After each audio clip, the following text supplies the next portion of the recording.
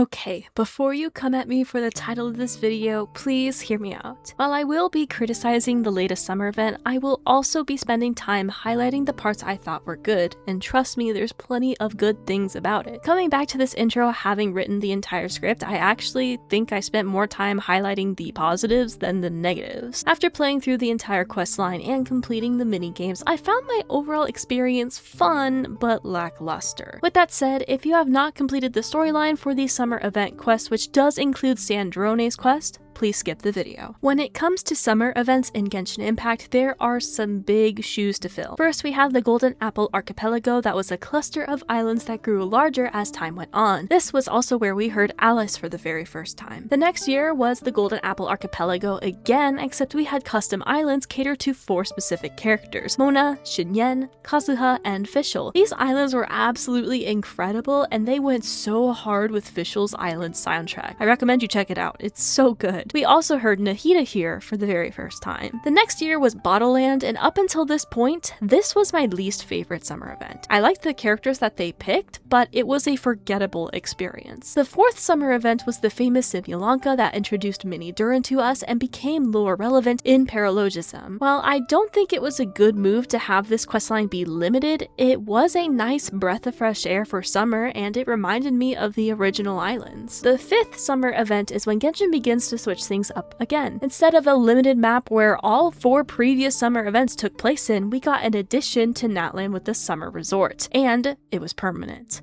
The focus on Bennett was a welcome one, and I believe the story is permanent as well, so future players will get to enjoy this quest at their own pace. And that brings us up to the present day. For version 6.7 or Luna 8, we get a pretty awesome map expansion with the moon, and for the summer event, we'd focus on Sandrone's return to Fontaine for the film festival. I'll be honest with you, I was nervous that the writers would screw up Sandrone's return for 2 reasons. First, I wasn't sure how they were going to handle it in the lore, and I could only hope that it would be a satisfactory reason. Second, I was worried that the developers were going to force Sandrone's story quest into the summer event, and they did. I believe the decision that the developers made some time back to shove character stories into Archon quests and world quests was a mistake. Now, that's not to say Archon quests, world quests, or even event quests can't focus on playable characters. For example, the recent Moon World quest had Columbina, and she was a nice addition that enhanced the story. I think it's brilliant that a 4-star with Bennett got a highlight in his summer quest. We got to learn more about him while also not missing out on bigger plot points. In fact, I think these quests should be able to show character growth and give them time to shine. However, there is also a good reason for characters to have their own story quests outside of these main 3. It allowed them to have a proper spotlight, and it gave the writers room to properly flesh out their stories when done right. I'm well aware that some character story quests were unsuccessful, such as Ayato's that focused more on this political marriage that barely highlighted him in his own quest. When you try to shove so many new character stories in one overarching plot, you can easily screw up the pacing. You can also end up giving one character far more time to develop than others, meaning everyone is going to be fighting for screen time, and some characters are bound to get the short end of the stick. Naturally, some characters are more important to the overall plot than others, but you still want enough time to be able to address your side characters as well. Circling back to Sandrone, her reintroduction was an interesting case. She essentially had 2 plot lines going on at once. The first was explaining how she survived and discovering the final gifts that Alan left for her. The second was the summer questline of her avoiding the filmmakers until she finally reunited with Columbina in the end. I think both of these plot lines are good, and I want to make that clear. I didn't dislike it. I just think smashing both of these plot lines into one singular quest made it feel awkward. They did a good job of having Sandrone avoid the filmmakers, and we even got some silly, fun scenes in the process, but I feel that important plot points of Sandrone's return were glossed over for the sake of the reunion questline.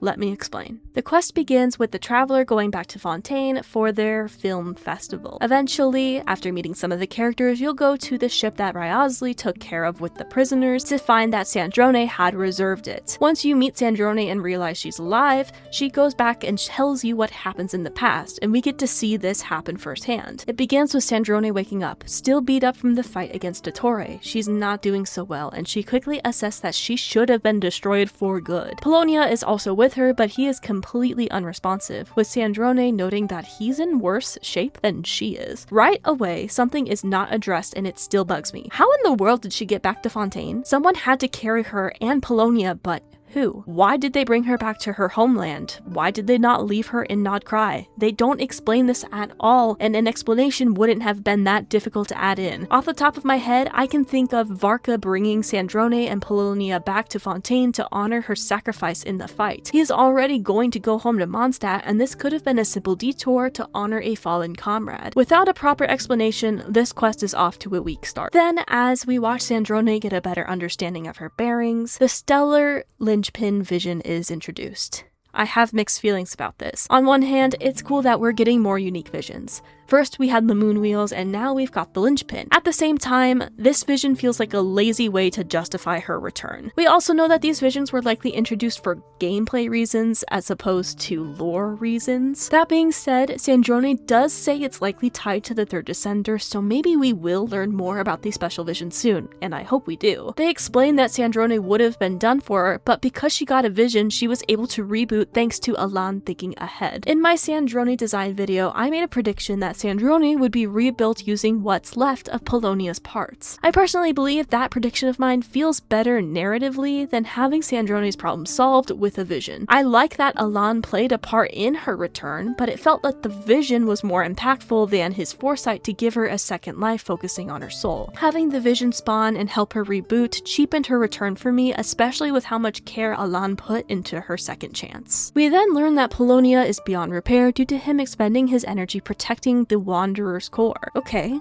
I can get behind that. Then the scene ends with Sandrone running the numerological array to ask the same inquiry we've seen her ask numerous times before. How many moons are there? 1.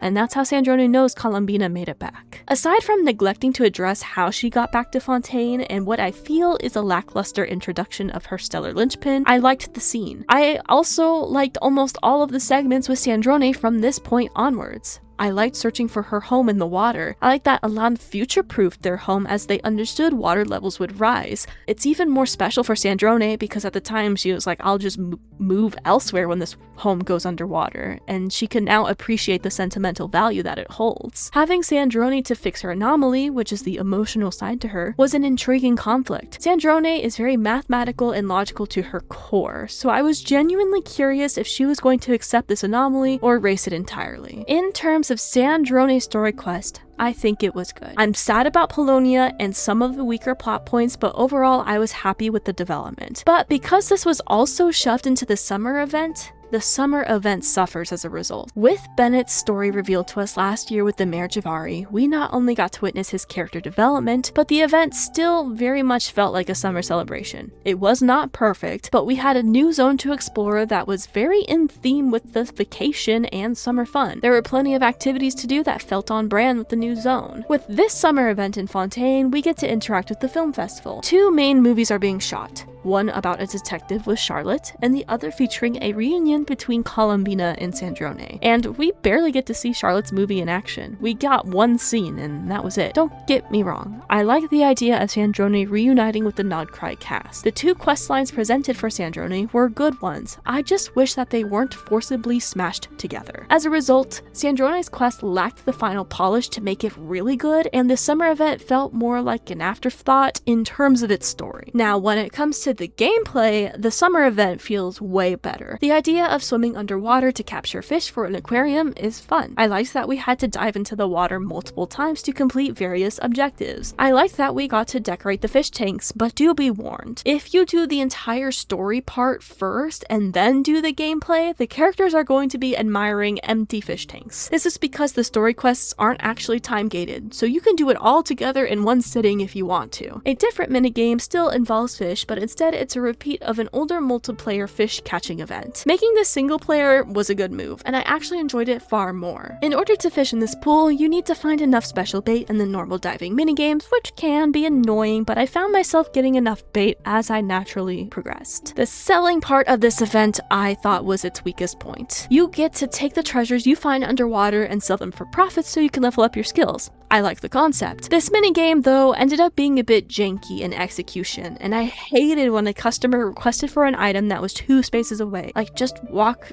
forward a few feet and you'll get the diving helmet that you want. Don't make me pick it up, put it in my inventory, and put it on the table in front of where you're standing, because by the time I finish the prompts, the customer will have left. Out of the 3 minigames this summer event had to offer, this was the least successful one. I like that once we met certain criteria, we got to interact with different characters in the side commissions. You get to interact with Siegeween to hunt for specific big fish. You get to interact with Columbina when you put certain fish in the tanks. Lastly, you get to interact with Fremine whenever you find a key piece of the mechanical piano. That actually reminds me, because I did the story quest first, I had 0 pieces of the mechanical piano, so for the quest, the piano will spawn and then disappear once you're done. Just be warned, if you want to play the summer event and you haven't yet, for it to make thematic sense, you'll want to progress both the story and the minigames at the same time. When I look at my experience with the summer event of this patch, it's not a bad one. We got plenty of summer-like activities with a heavy focus on Sandrone.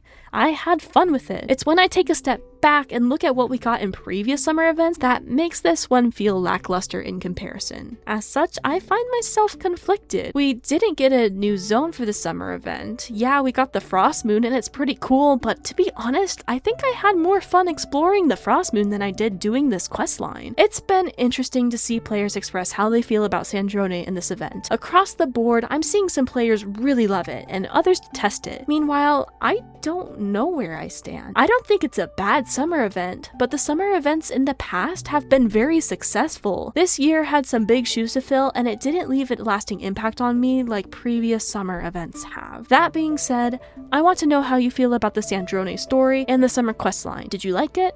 Did you hate it? Or are you still trying to figure out how you feel about it like I am? I'm very curious to hear your thoughts, but please remember to keep it respectful in the comments. Thank you so much for watching, and if you enjoyed, please leave a like and consider subscribing. I have plenty of other gacha related videos you can watch next if you'd like, and I hope to see you in the next one.